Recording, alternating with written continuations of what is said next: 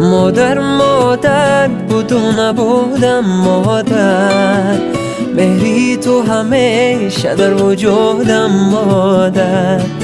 در دامنی پاکی تو نمازی دل من، در دامن خاکی تو سجودم مادر.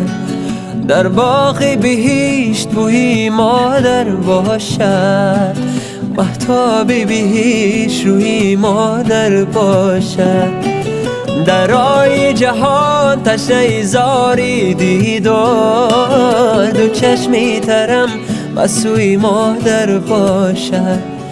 ای مادری جان اگر به یادم برسی، چون آتشی سوزان به نهادم برسی. ای کاش به دو جهان رسد فریادم، ای کاش در این جهان به دادم برسی.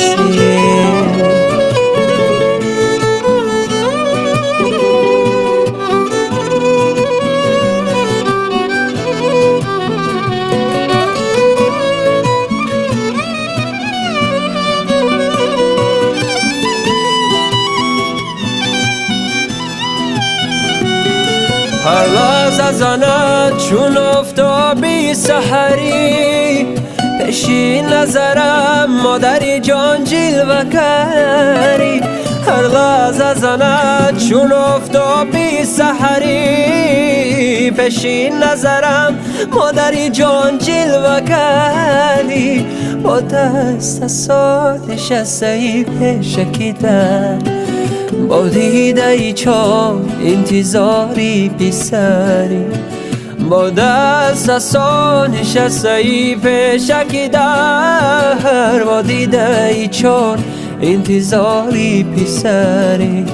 ای مادری جان اگر به یادم برسی، چون آتشی سوزان به نهادم برسی.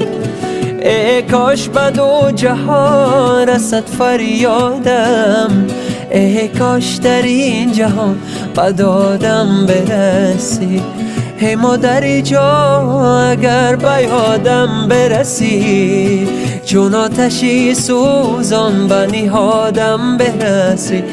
ای کاش به دو جهان رسد فریادم، ای کاش در این جهان به دادم برسی. ای کاش در این جهان